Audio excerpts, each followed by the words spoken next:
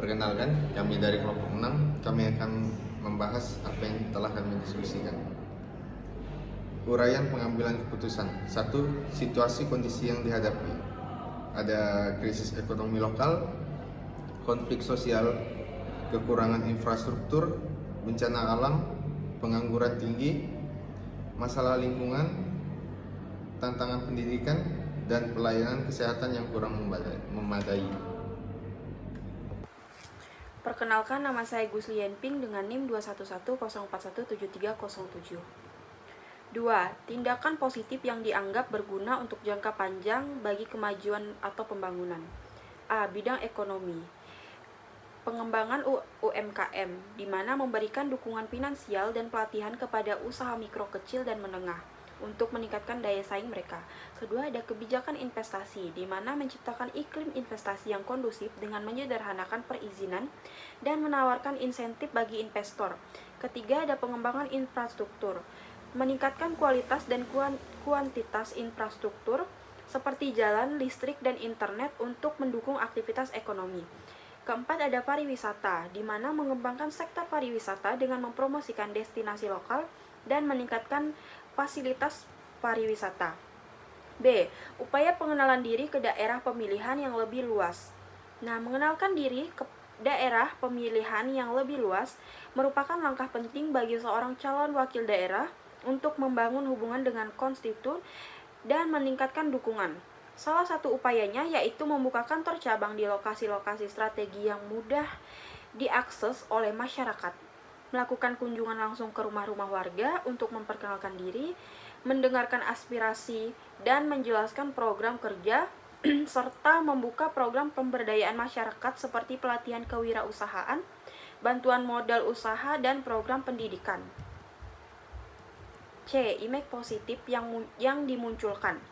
Membangun image positif yang sesuai dengan keinginan warga daerah pemilihan adalah kunci untuk mendapatkan dukungan mereka. Berikut adalah beberapa cara untuk menciptakan image positif.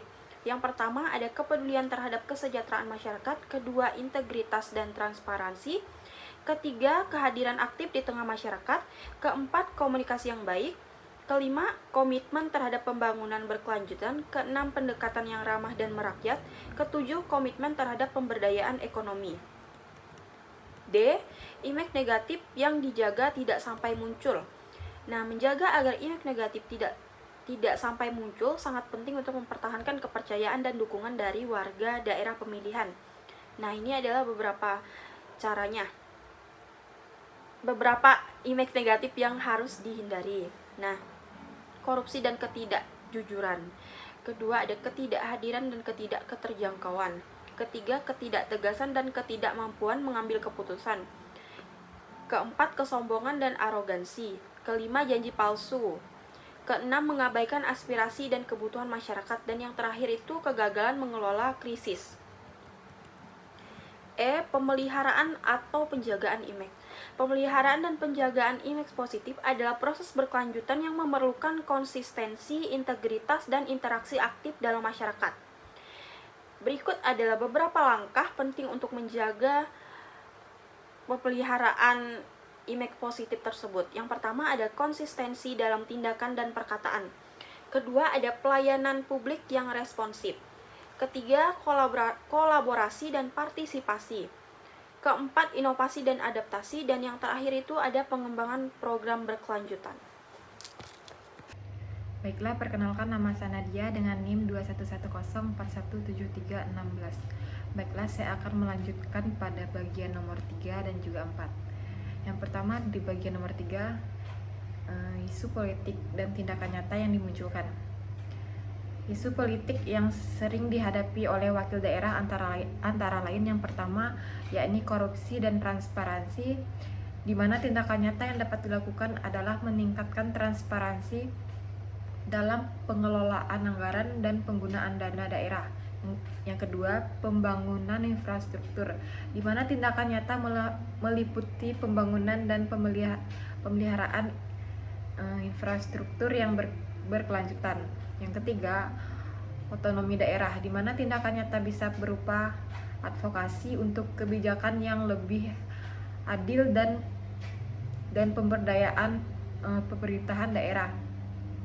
Dengan mengatasi isu-isu tersebut, wakil daerah dapat meningkatkan kualitas hidup masyarakat dan mendorong pembangunan daerah yang lebih baik. Yang keempat, peta wilayah daerah pemilihan.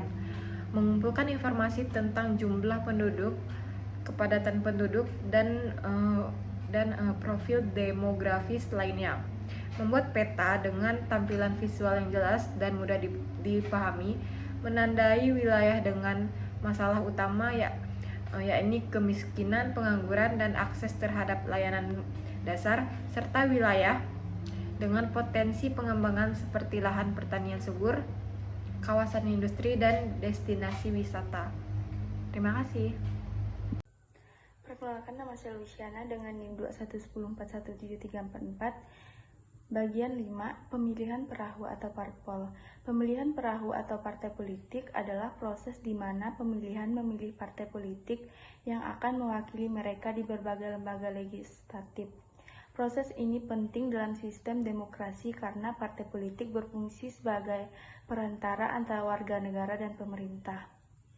Berikut adalah beberapa faktor yang bisa mempengaruhi pemilihan perahu atau partai politik oleh pemilihan. Yang pertama ada ideologi atau program, kinerja partai, kepemimpinan, kampanye dan media, dan identitas sosial. Yang keenam ada orang-orang atau kaki tangan yang direkrut tiap dapil. Di tiap daerah pemilihan atau dapil, tim sukses yang direkrut biasanya terdiri dari koordinator lapangan, relawan kampanye, tim media dan komunikasi, penghubung masyarakat, tim logistik, tim keuangan, dan tim hukum. Pengamat dan analisis mengamati kampanye lawan dan menganalisis data pemilihan. Perkenalkan, nama saya Lydia Angela dengan NIM 2110417347. Baik, di sini saya akan melanjutkan membacakan yang bagian nomor 7, yaitu mengenalkan kandidat. Mengenalkan kandidat adalah bagian penting dari kampanye politik. Berikut adalah langkah-langkah utama untuk mengenalkan kandidat kepada pemilih. Biografi singkat, memanfaatkan acara dan pertemuan politik, menyampaikan visi dan rencana aksi, prestasi dan rekam jejak, dukungan tokoh lokal. Yang nomor 8, memelihara informasi aktivitas kandidat. Memelihara informasi aktivitas kandidat dapat dilakukan dengan cara berikut: jurnal harian, media sosial, situs web resmi, laporan media, dokumentasi visual pengelolaan data. Yang nomor 9, itu ada momen-momen sosialisasi yang dipilih secara terjadwal. Berikut adalah beberapa momen sosialisasi yang bisa dipilih dan dijadwalkan untuk memperkenalkan dan mendukung kampanye kandidat. Pertemuan komunikasi secara olahraga, kunjungan sekolah dan universitas, rapat umum, kampanye pintu ke pintu.